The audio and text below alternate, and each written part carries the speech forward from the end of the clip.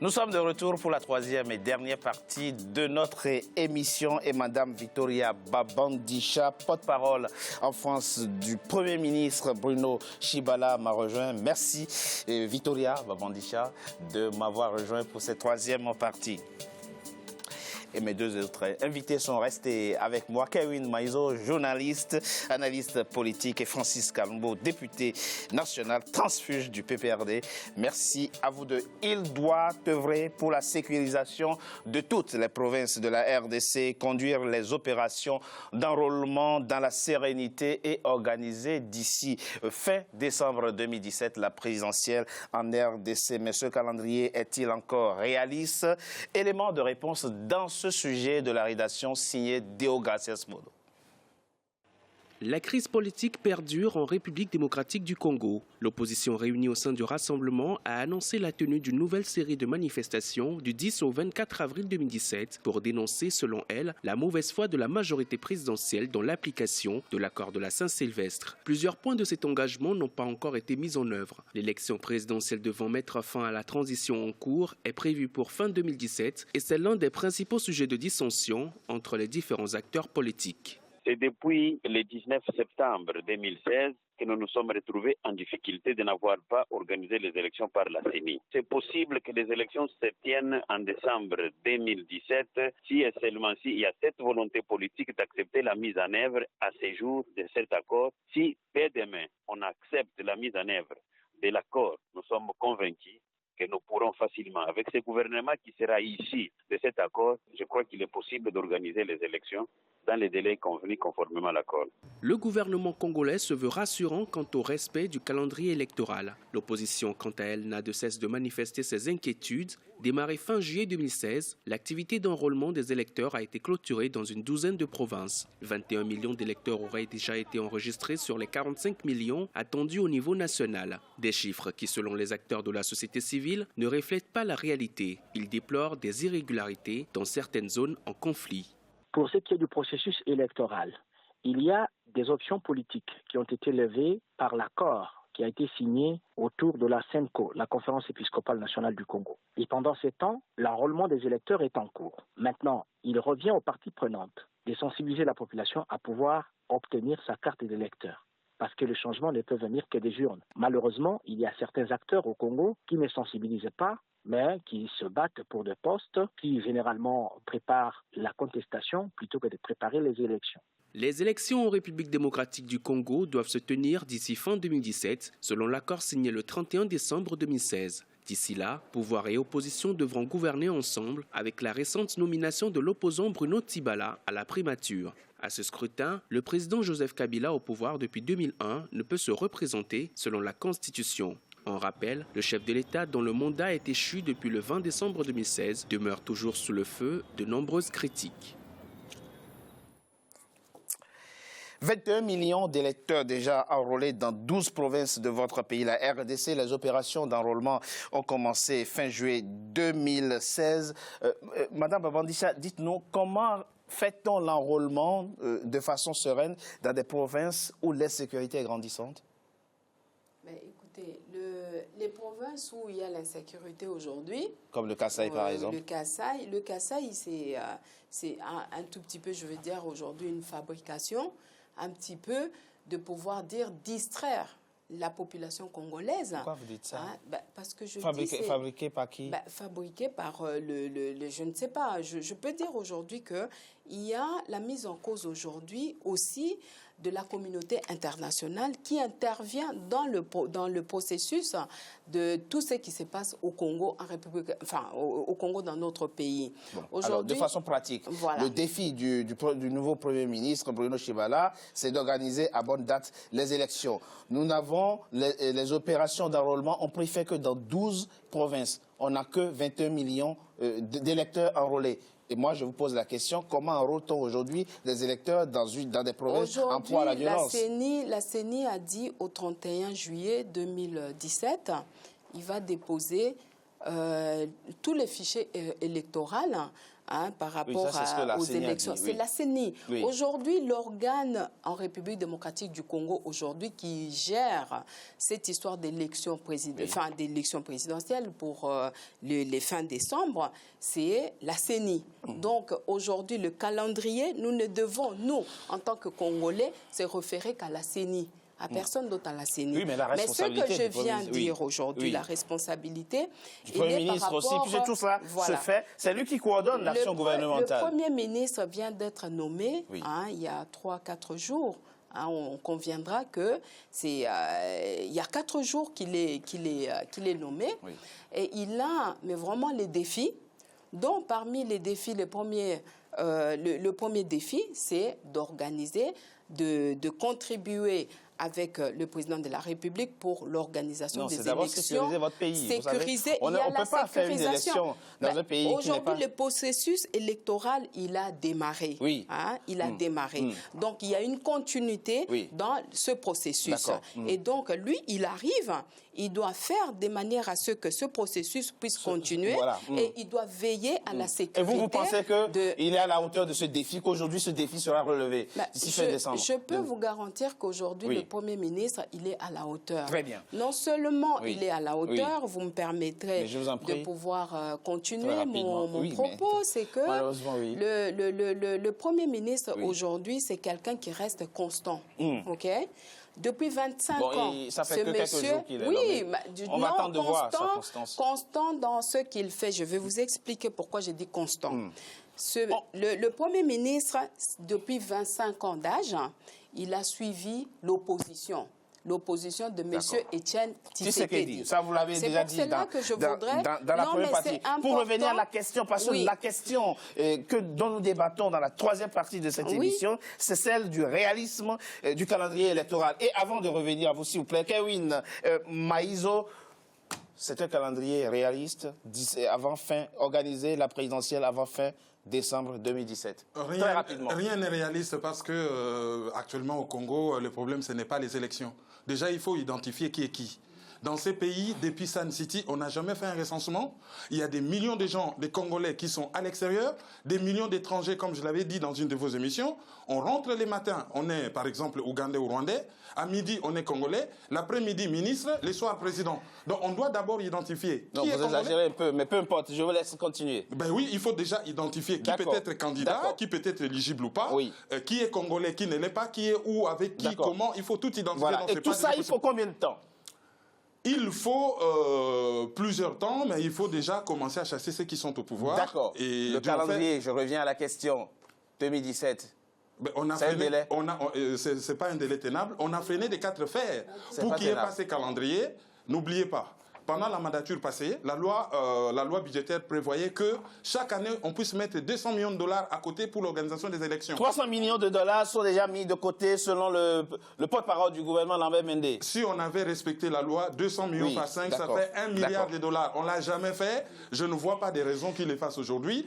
Donc, de toutes les façons, si les élections pouvaient résoudre quoi que ce soit au Congo, on en a eu en 2006. On en a eu en 2011, ça n'a jamais rien résolu. Justement, il évoque un problème qui est crucial, c'est celui justement de la mobilisation des ressources financières pour organiser les élections. Déjà, l'Union européenne conteste, enfin, je vais dire, la Belgique et l'Union européenne contestent Bruno Tshibala. Vous pensez aujourd'hui que votre pays est encore en situation de mobiliser effectivement le montant nécessaire, la somme nécessaire pour organiser les élections d'ici fin décembre 2017? Pour répondre, mais je reviens un peu très rapidement. Madame à comprendre, puisque j'ai l'impression qu'elle ne maîtrise pas beaucoup de choses en République démocratique du Congo. Elle a tenté de soulever le spectre que la majorité essaie à chaque fois. La communauté internationale, ils veulent se mixer. Mais madame, je vous informe qu'au Congo, même les poubelles ont été enlevées par l'Union européenne. Le poubelle, quand vous jetez là, l'Union européenne, la moitié de notre budget, je termine, la moitié de notre budget est soutenue par la communauté, cette même communauté internationale. Vous pouvez me donner le chiffre? Madame, je vais vous dire une chose. Je suis Donnez-moi le chiffre, la moitié de budgétaire. budget. Quel budget? Quel budget? Non, donnez-moi. Comme les autres pays du continent. Non, il est en train de dire que je vous donne les éléments. Oui, mais donnez les éléments et puis allez jusqu'au bout. Quand vous prenez le budget de la République démocratique du Congo, chaque année, quand nous votons un budget, la moitié des budgets, par exemple, si on vote un budget de 4 milliards, 2 milliards... Oui, mais ça, ce n'est pas spécifique à la RDC, hein, effectivement. Okay. Donc, la plupart des pays qui dépendent de l'aide au développement... Il ne faut pas dire comme ça. Deuxième élément, l'argent pour financer les élections. Je lui informe d'abord que Bruno Tshibala a déjà les mains liées. Puisque tous les régies financiers... Je vous donne une information. Les régies financières sont maîtrisées par... Les régies financières, Matata, avant de partir, il a mis ses gardes. Que si Bruno ose aujourd'hui dire simplement « j'enlève tel ou tel, c'est lui qu'on va chasser ». Il n'a pas le pouvoir, il n'a pas la même mise sur l'argent sur ces gens-là. Troisième élément, tout l'argent que le gouvernement verse pour les élections, une grosse partie est détournée. Ça a été dénoncé par Lumumba et les preuves sont là. Il y a une banque, par le petit-fils de Lumumba, il y a une banque qui appartient à la famille. Il y a une banque qui appartient à la famille présidentielle, BGFI Bank, qui fait que tout l'argent doit transiter par là et on a fait un faux crédit. Une grosse partie reste à la banque et il n'y a que très peu qu'on donne à la CNI. Donc aujourd'hui, je vais vous dire une chose. Les effets d'annonce, nous sommes habitués. On dit on va. Voilà pourquoi il faut des hommes et des femmes capables. Et c'est comme ça que vous voyez le rassemblement a exigé de choisir eux-mêmes les personnalités qu'ils doivent envoyer dans les institutions pour veiller à ce que nous puissions aller aux élections. Voilà pourquoi la majorité est refusant. Parce vous que êtes tous trois d'accord que le délai n'est pas tenable. On est tous d'accord. Moi, je suis d'accord. Je vais vous dire une chose, s'il vous plaît. En déant 6 mois, le pasteur Mulunda a organisé les élections en 2011. Oui. On peut organiser des élections au Congo. D'ici fin décembre 2017. Le Congo a beaucoup de moyens pour pouvoir financer ces élections aussi. Mais le problème, c'est la volonté qu'il n'y ait pas. On ne veut pas. Le problème, c'est qu'on ne veut pas organiser. D'accord, très bien. À un moment donné, on a semblé nous dire ici, voilà, il y a le prix de matières premières qui ont baissé. Non, je vous informe que les prix ont déjà augmenté. Le carburant a baissé, mais au Congo, le carburant coûte toujours plus cher que partout ailleurs. Donc, il y a une mauvaise volonté. C'est tout. Ça ne sert à rien. Ce que je peux dire aujourd'hui, je contredis déjà ce que M. Francis Kalombo dit par rapport à M. Bruno Tshibala, parce qu'il est en train de dire que c'est un Premier ministre mort-né ou je ne sais pas quoi. Ça n'engage que lui. Vous pensez aujourd'hui, je dis que l'homme a aujourd'hui les pouvoirs nécessaires, la marge de manœuvre nécessaire? Aujourd'hui, son défi, parmi ses défis, aujourd'hui, il va pouvoir organiser par rapport à la, comment dirais-je, à la mobilisation. Parce qu'aujourd'hui, les élections, il faut mobiliser l'argent. Oui, la CENI, aujourd'hui, conteste... Justement, moi, je reviens à la communauté internationale. Oui, très rapidement. Vous avez raison. La communauté internationale, je pense, de mon point de vue, c'est cette communauté-là qui nous plombe parce que elle prend parti pris dans certaines catégories de personnes. Point barre. Les textes, aujourd'hui, parlons des textes. Est-ce que, monsieur le journaliste, vous pouvez me permettre de parler de textes? Des textes aujourd'hui, moi je pense que dans tous les pays, qui sont les pays démocratiques, il y a les textes, on se réfère à la, comment dirais-je, à leur puisque vous évoquez la communauté internationale qui visiblement vous cause problème, ce que je comprends parfaitement, l'Union européenne dit la nomination de celui que vous représentez à cette table, c'est-à-dire du Premier ministre Bruno Tshibala, n'est ni conforme à l'esprit des accords de la Saint-Sylvestre, ni à la lettre ni à l'esprit, mais je vous apprendrai tout simplement que M. Bruno Tshibala, il était le porte-parole du rassemblement. Au jour d'aujourd'hui, il n'est pas représenté par Félix Tshisekedi. Il est celui le chef de la délégation. S'il vous plaît, laissez madame. S'il vous plaît, Kalombo. On n'est pas dans un monologue. Quand on est dans un dialogue, allez-y, vous permettez les autres à parler. Vous rejetez. C'est une leçon que je vous donne. Madame Babandisha, vous rejetez.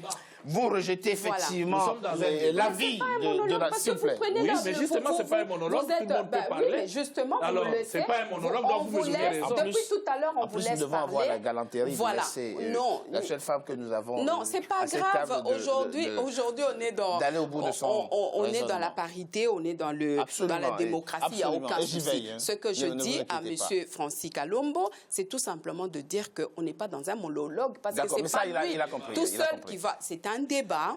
Aujourd'hui, le débat, il permet que tout le monde puisse avoir son temps pour pouvoir parler. Madame, Donc, Madame, voyez, oui, parlons concrètement. oui, voilà.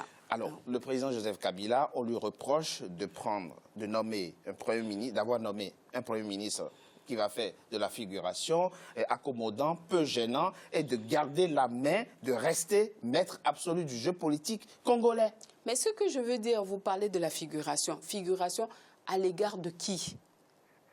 Voilà, D'accord. tout le problème Vous est là. pensez aujourd'hui que le nouveau l'égard Premier de ministre qui? a effectivement Aujourd'hui, la marge de messieurs- manœuvre nécessaire, la marge de manœuvre Messieurs nécessaire Monsieur pour sortir Tchibala, votre pays d'ici décembre exactement, de la transition, de l'impasse politique? Exactement. Aucun poids politique. Qu'est-ce que vous parlez de poids politique? Il a échoué Oui. aux élections, il n'a pas un Mais parti politique échoué, derrière. Parce que ce n'est pas parce échoué. que- ce n'est pas Ce parce n'est qu'on a pas échoué à parce une qu'il a élection échoué. c'est qu'on ferait un mandat Non, Premier non, ministre. je suis désolée. il a Je échoué, suis mais Francis désolée. Kalombo. Il a échoué Dans de quel pays on quoi? peut nommer quelqu'un qui a échoué aux élections? Mais ça n'a rien à voir. Mais non. Il a échoué. Mais ça n'a rien à voir. Deuxièmement, il n'a aucun parti politique qui peut Ça, le d'accord. soutenir. Mais ça, Attendez, alors, on va aller- il va peser comment? attendez, je vais vous dire une Il va chose. peser comment? Il n'a pas Est-ce les que mains vous me libres. permettez S'il vous juste plaît, mais je de vous vous donne- s'appuyer répondre, sur la juste majorité de dire des une autres. chose. Aujourd'hui, nous avons l'UDPS.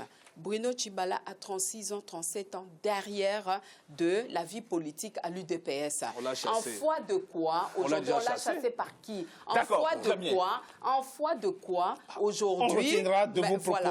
que Oui. Bruno Tchibala garde tout le poids politique, Mais toute je suis la tout à fait d'accord. légitimité Parce que nécessaire pour aujourd'hui, par conduire rapport sa à mission. l'UDPS, aujourd'hui, Bruno Mavungu a dit la même chose. S'il vous plaît, Voilà. Kevin, très rapidement, si vous doutez de ce que le calendrier électoral fixé ne sera pas respecté, que se passera-t-il après décembre 2017, s'il vous plaît? C'est ce qui se serait passé depuis longtemps. Le pouvoir AFDEL, c'est des mercenaires. Ils n'ont aucune légitimité pour être là. Il faut balayer tout le monde, toute la classe politique. Le peuple en a ras-le-bol. Il n'y a que l'article 64 où on demande au peuple de se soulever pour chasser toute la classe politique. Ces gens n'ont pas à être là. Et après, il y aura des jugements.